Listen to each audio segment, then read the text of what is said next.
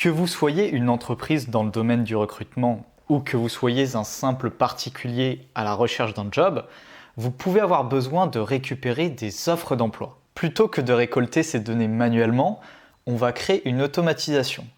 D'ailleurs, on avait déjà créé une automatisation pour récolter des données et des offres d'emploi sur LinkedIn, mais aujourd'hui, on va s'attaquer à un autre monument, Welcome to the Jungle. J'en profite pour dire que si vous n'avez pas le temps de vous occuper personnellement de cette extraction, vous pouvez très bien me la déléguer, auquel cas, envoyez-moi un message à l'adresse email qui s'affiche sur votre écran. Et pour réaliser ce tutoriel, on va utiliser Octoparse. Je vous ai mis le lien pour le télécharger en description. Pour ce tutoriel, je vais rechercher des DRH. Alors bien évidemment, vous prenez la recherche qui vous arrange. Simplement, je vais faire des recherches uniquement sur des offres d'emploi françaises. Parfois, vous pouvez avoir des offres d'emploi anglaises, auquel cas, il y aura une petite spécificité à mettre en plus, quelque chose à changer. Mais ça, je vous en parlerai en temps voulu. Comme dirait l'autre, si vous me donnez 6 heures pour abattre un arbre, je passerai 4 heures à affûter ma hache. Et bien là, c'est à peu près la même chose. Il faut commencer par observer le site que l'on a sous les yeux avant de se lancer immédiatement dans notre automatisation. Et il se trouve qu'en observant le site, on est vraisemblablement sur un degré de difficulté assez élevé pour différentes raisons, mais en particulier pour une chose bien précise. Pour vous expliquer le projet, l'idée c'est de récolter toutes les affiches sur une page, donc il y en a 30, de faire une pagination pour répliquer le processus sur toutes les pages, puis de cliquer sur le lien, d'extraire les données correspondantes, puis par la suite de cliquer sur ce petit bouton, alors 2 fois, il faut cliquer 2 fois, pour revenir sur la page détaillée et extraire les autres données. Pourquoi je vous dis que ça va être un peu compliqué, bien que ce ne soit pas impossible, c'est parce que la difficulté a lieu au niveau de la pagination. Vous voyez, là je suis sur la page 2. Comment je le sais? Parce que maintenant, il y a marqué page est égale 2. Donc si je vais sur la page 3, normalement, il devrait y avoir noté page est égale 3, et etc., etc. Mais là, c'est un petit peu différent. Vous voyez qu'il y a marqué page est égale 3. Nous, ce qu'on va faire, c'est qu'on va cliquer sur les fiches, puis par la suite, on l'a dit, de revenir sur notre recherche. Je clique une fois, 2 fois, et là, on est de retour sur la page 1. Donc il n'y a pas moyen de scraper de façon directe les données après la page 1, ce qui va poser problème et on verra comment est-ce qu'on réglera cette situation. On ne peut pas non plus partir du principe que l'on va prendre différents URL pour les scraper les uns à la suite des autres, parce que vous voyez, même si là il est marqué page est égale 3 et que je suis bel et bien sur la page 3, si je rafraîchis la page, je vais de nouveau être de retour sur la page 1.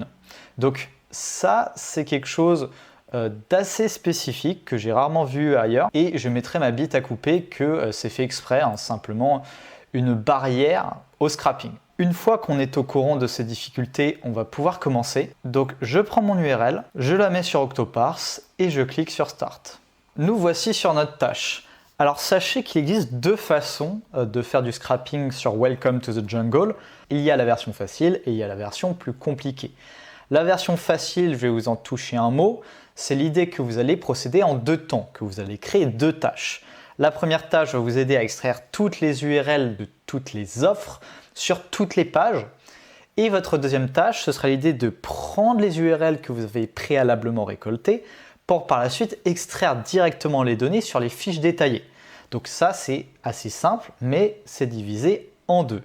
La version sur laquelle on va principalement s'attarder, c'est la seconde, où là, ça va être un petit peu plus complexe et vous aurez tout concentré sur une seule tâche. La première chose à faire, c'est que l'on va accepter les cookies pour une fois. Alors, ce n'est pas obligatoire, mais sachez que sur Welcome to the Jungle, si vous acceptez les cookies, vous avez la possibilité d'avoir et d'extraire la vidéo YouTube. Vous savez, c'est la vidéo de présentation où il y a tous les salariés et le PDG ultra souriants qui vous disent que leur entreprise c'est super. Donc si vous voulez obtenir le lien de la vidéo YouTube correspondante, il vous faut accepter les cookies. Donc je vais activer mon browse mode pour dire OK pour moi.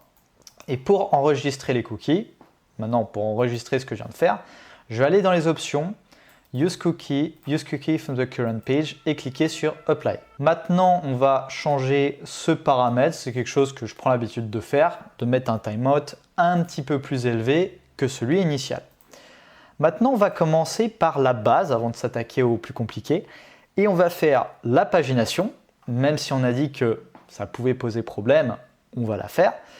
Notre boucle d'éléments, l'idée que l'on va extraire les 30 données par page. Et on va extraire l'URL. Comme ça, si vous voulez faire la version facile, vous allez pouvoir quand même suivre ce tuto.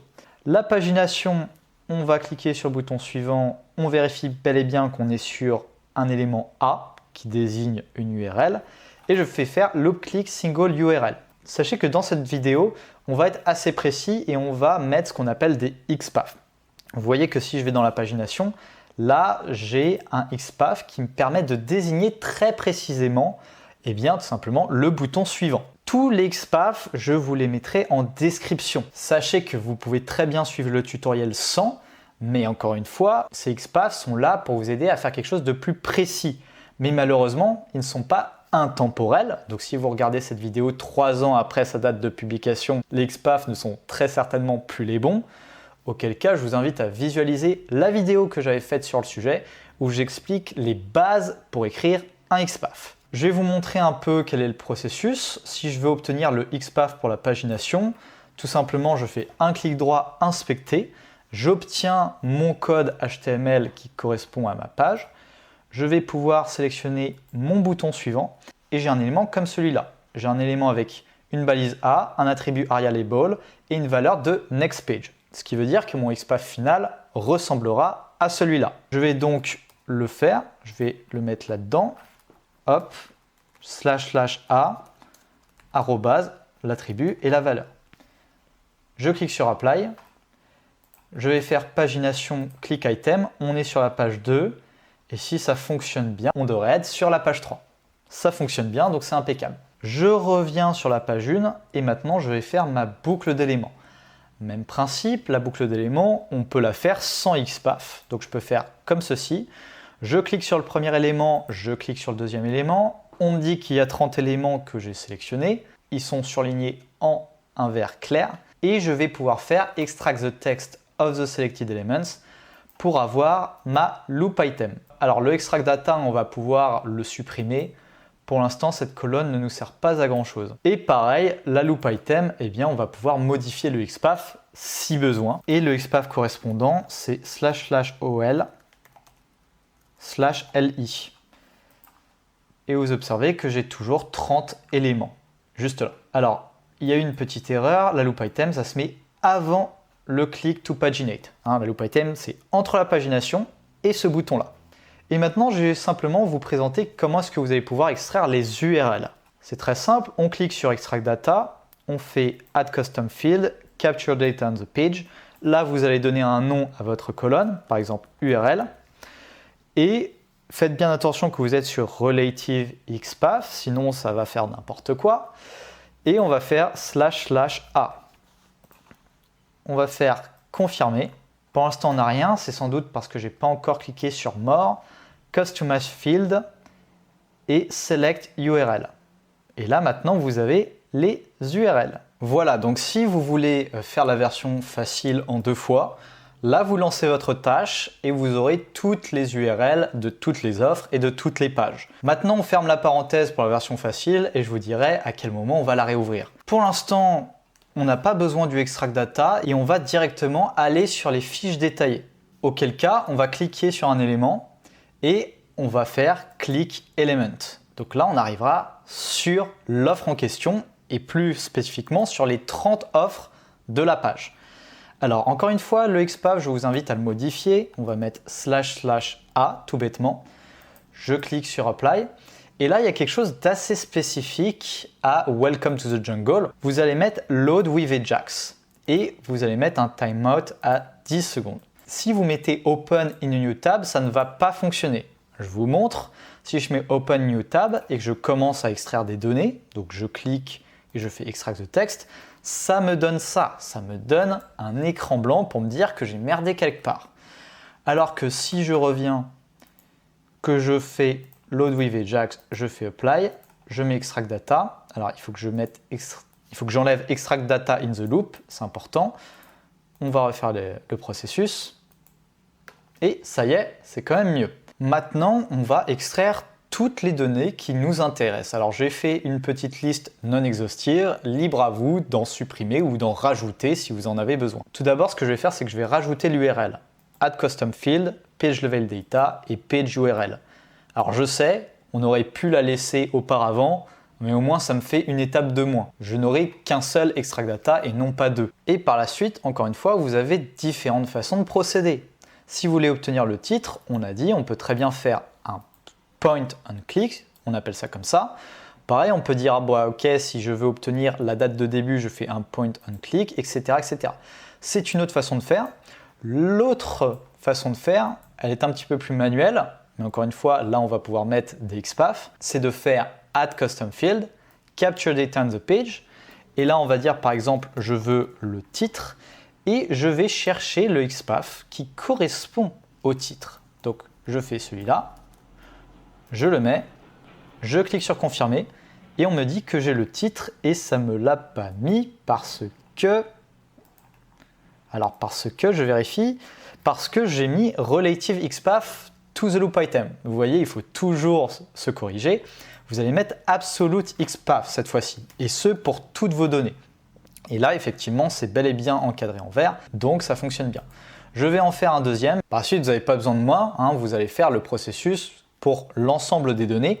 Il y aura simplement une spécificité pour l'URL YouTube que je vais vous montrer. Par exemple, si je veux l'entreprise, donc c'est ce XPath, je le mets, alors je le mets dans Absolute XPath, encore une fois, je vais dire entreprise, confirmer, et puis voilà. Donc je vais faire une ellipse magique, et puis je vous retrouve tout de suite.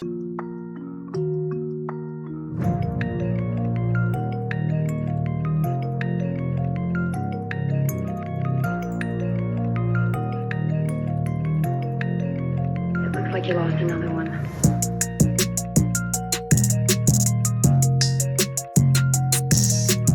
Tant que j'y suis, il y a une petite spécificité dont j'aimerais vous parler. C'était au niveau des offres d'emploi françaises. Je vous avais dit qu'il y avait une différence entre les offres d'emploi françaises et anglaises. Là, vous voyez, vous avez un XPath qui correspond au paragraphe « Qui sont-ils ?» C'est-à-dire, normalement, de là jusqu'à là. Pareil, vous avez un XPath qui permet d'identifier le descriptif du poste, à savoir cette partie-là. Pareil pour le profil recherché et pareil pour le déroulement des entretiens. D'ailleurs, vous pouvez vous amuser à vérifier, c'est toujours le même texte. Et c'est la raison pour laquelle que le XPath ressemble à ça. Vous avez un contains text, qui sont-ils? Contains text, descriptif du poste. Contains text, profil recherché, etc. Et là où je veux en venir, vous vous en doutez, c'est qu'en anglais, le texte sera différent. Vous n'allez pas écrire qui sont-ils, vous allez écrire who are they. Vous n'allez pas écrire descriptif du poste, vous allez écrire job description. Donc si vous souhaitez extraire des offres d'emploi en anglais, simplement prenez garde et changez le texte en français par le texte en anglais.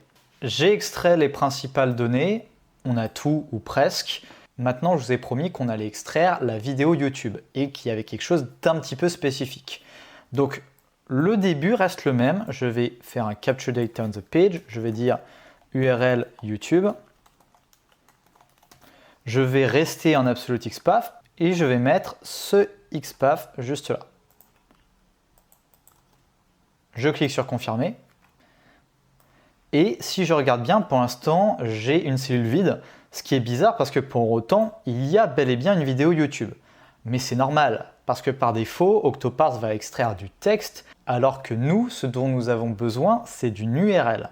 Donc je vais cliquer sur More, Customize Field, Select URL, et ce n'est pas ça. Alors je vais vérifier pourquoi ce n'est pas ça. Je vais faire un clic droit Inspecter, et on va voir de quoi est composé l'élément. Je le mets là, je vais essayer d'identifier le iframe, et voici pourquoi, c'est parce que l'attribut est un SRC. Donc je reviens sur Octoparse, je vais faire More, Customize Field, et je vais mettre SRC Attribute. Et voilà, maintenant j'ai l'URL de la vidéo YouTube. Dernière chose, n'oubliez pas que si vous faites une extraction de deuxième niveau, comme c'est le cas sur ce site, de rajouter un temps d'attente. Donc je clique sur Extract Data, Option, Wait Before Action, et je vais mettre un certain temps d'attente.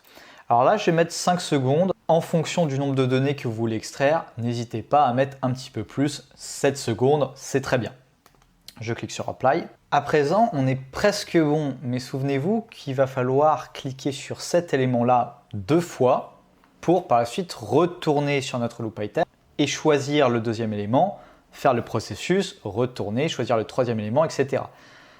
Ce n'est pas une étape que l'on rajoute dans tous les workflows, c'est spécifique aux éléments lorsque vous cliquez sur Load with Ajax. Si à la place on avait Open et New Tab, on n'avait pas besoin de mettre cet élément-là. Donc c'est primordial de rajouter ce qui va suivre. Vous avez 2 façons de procéder. Je vous l'ai dit, on peut très bien faire quelque chose comme ça, c'est-à-dire on va cliquer sur l'élément et on va dire tu vas cliquer 2 fois sur cet élément.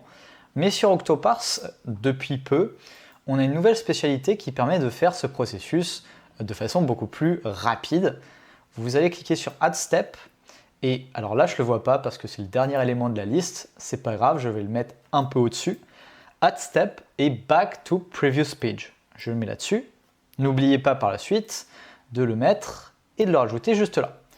Je vais cliquer dessus, je vais faire CTRL-C, CTRL-V, comme ça il y en aura 2. Et vous voyez que je suis de retour sur la page 1. Là, si vous lancez la tâche telle quelle, vous allez extraire qu'une seule page. Maintenant, on l'a dit, la principale difficulté, c'est d'extraire plusieurs pages. Et pour ce faire, on va devoir rajouter des conditions. Encore une fois, si vous avez fait la version facile, pas besoin de faire ce qui va suivre. D'ailleurs, si vous avez fait la version facile, une fois que vous avez récolté les URL, vous les mettez sur Octoparse pour créer une nouvelle tâche et vous ne faites que la partie Extract Data. Le reste, vous n'en avez pas besoin. Alors, avant de faire nos conditions, pour fluidifier un peu la chose, on va rajouter encore une fois un peu de temps d'attente, notamment sur le Click to Paginate. Je vais rajouter un temps d'attente ici de 3 secondes. Et pareil sur la loop item, je vais rajouter pareil un temps d'attente de 3 secondes. Je vais revenir sur ma page 1 et on l'a dit, on va créer différentes conditions. Alors la principale difficulté, c'est qu'il va falloir créer une condition par page. Donc si vous avez 5 pages, ça va faire 5 conditions. Si vous en avez 10, ça va faire 10 conditions et ça peut très vite aller plus loin. Pour le tutoriel, je vais créer 3 conditions, mais bien évidemment, ça dépend du nombre de pages que vous souhaitez extraire.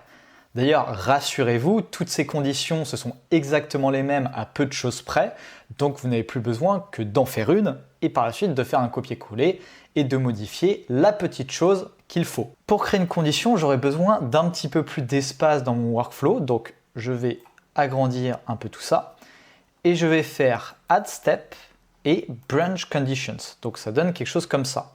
Là, vous voyez, vous avez condition 1, condition 2, et si vous voulez rajouter une condition, vous cliquez là-dessus, et du coup, ça fait condition 1, condition 2, condition 3. On lit bel et bien dans cet ordre-là. C'est d'abord condition 1, si la condition 1 n'est pas remplie, condition 2, et si ni la condition 1 ni la condition 2 ne sont pas remplies, alors condition 3. Alors, comment est-ce qu'on va pouvoir faire ça? Comment est-ce qu'on va pouvoir créer une condition par page? Eh bien, l'indice a lieu dans la pagination. Vous voyez que l'élément, la page sur laquelle je suis, est encadré en jaune. Si je vais sur la page 2, c'est la page 2 maintenant qui est encadrée en jaune. Ce qui me fait dire que la structure de cet élément, donc de la page sélectionnée, est différente de tous les autres. D'ailleurs, c'est quelque chose qu'on peut vérifier assez aisément. Si je fais clic droit, inspecter, je sélectionne mon élément. Alors, je vais sélectionner la page 2 tout d'abord. Vous voyez que j'ai un élément AIS Pagination Links, Aria Label, page 2. Bon, c'est très bien. Maintenant, si je suis sur la page 1, on voit que j'ai AIS Pagination Links, AIS Link Selected, donc non plus Pagination Links, mais on me dit qu'également cet élément est sélectionné puisqu'il est surligné en jaune. Et par la suite, c'est Aria Label est égal à 1. Et c'est pour ça que le XPath que l'on va mettre, ce sera celui-là. D'ailleurs, je vais le vérifier grâce à l'extension XPath Helper. Donc, je mets cette condition qui correspond à la condition de la page 1. Et là, vous voyez que cette condition est remplie. Il y a bel et bien un résultat qui correspond à la page 1. Maintenant, supposons qu'on va sur la page 2. Eh bien, sur la page 2, maintenant, ma condition ne sera pas remplie. Elle sera égale à null. Parce que la condition qui est associée à cette page, c'est non plus ce XPath là, mais c'est page 2.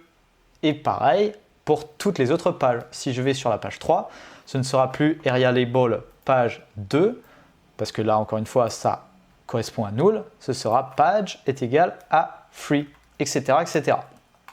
Donc, c'est parfait. On a nos 3 conditions. Je vais mettre la première ici. La condition, ce sera execute if the current page contains a specific element. Page 1, apply. Ici, on va mettre pareil, mais cette fois, page 2, apply. Et pour la dernière, execute page. Page is equal à free. On a nos 3 conditions. Maintenant, il ne reste plus qu'à mettre quelque chose dans ces conditions. Si la condition 1 est remplie, voici ce qu'on va faire. Si la condition 2 est remplie, voici ce qu'on va faire, etc., etc. Donc, tout d'abord, la condition par défaut, c'est celle-là.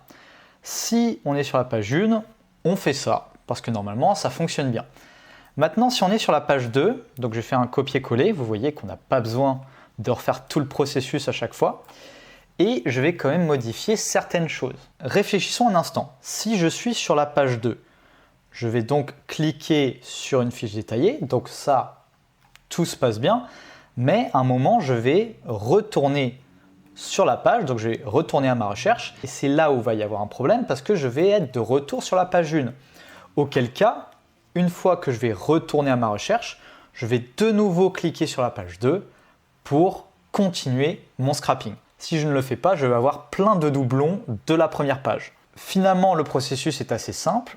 Tout ce dont on a besoin de faire, c'est de faire add a step tout à la fin et on va cliquer sur ce qui correspond à la page 2. Donc, click item 1, on va mettre absolute XPath et cette fois-ci, on va mettre le XPath correspondant à la page 2, à savoir A area label est égal à page 2. Je clique sur apply et je mets bel et bien un load with Ajax. Et voilà. Alors pour rendre mes conditions un petit peu plus claires, je vais simplement leur donner un nom. Par exemple, ça, je vais dire page 2, apply. Ici, page 1, apply, etc. Là, on a 3 conditions, ça va, mais si à un moment vous en avez 10, ça commence vite à être le bordel. Donc c'est bien important de dire qu'est-ce qui correspond à quoi. Voici, et maintenant, il ne reste plus qu'à faire la même chose pour la 3e page. J'ai fait un copier-coller de ma loop item que je vais mettre dans ma dernière condition. Et tout ce qui reste à faire, c'est dans click item 1, cette fois-ci, ce ne sera pas page 2, ce sera page 3. Et je clique sur apply. Alors, vous pouvez répliquer exactement le même processus, peu importe le nombre de pages que vous voulez scraper, jusqu'à la page 7, parce que c'est le nombre de pages maximum qui est affiché en une fois. Si après vous voulez extraire la page 8, vous allez d'abord devoir dire « je clique sur la page 7 » et par la suite rajouter un autre click item qui va dire « je clique sur la page 8 ». Donc, la seule différence, c'est que vous allez devoir mettre 2 click items au lieu de 1. Ça y est, on a terminé notre workflow.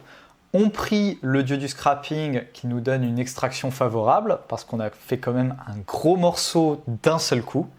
Je clique sur Run et en fonction de ce que vous avez choisi, vous pouvez lancer votre tâche sur le cloud ou sur votre ordinateur directement.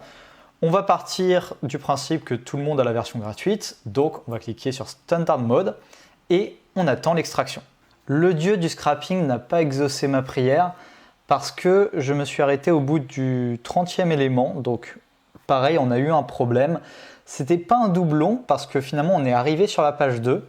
Donc je me suis interrogé sur la raison de cette erreur et finalement en copiant-collant la loop item, je me suis rendu compte que la première loop item, le click item était bien sur Relative XPath, mais en copiant-collant, pour une raison que j'ignore, le click item pour les deux autres ne fonctionnait pas bien. Vous voyez que on était sur Absolute XPath et non pas sur Relative XPath. Et il n'y avait absolument aucun XPath associé justement. Donc on va modifier tout ça. Dans Général, Relative, on fait //a pour les deux. Et normalement, là, on vérifie une deuxième fois. Donc ça se joue à pas grand chose, hein, l'air de rien. Ça m'a l'air d'être bien, donc je vais pouvoir relancer ma tâche. Cette fois-ci, c'est bon. J'exporte les données dans un fichier Excel et voilà ce que ça vous donne. Bravo, vous faites partie de la minorité qui est allée jusqu'au bout. Donc j'espère que ce tutoriel vous a été utile. Et si vous êtes curieux, n'hésitez pas à aller me rejoindre sur mon canal Telegram pour bénéficier de nouveaux contenus. Et si vous avez une demande en termes de web scrapping, je vous invite à aller visiter mon site internet. Le lien est en description. Prenez soin de vous, je vous dis à la prochaine.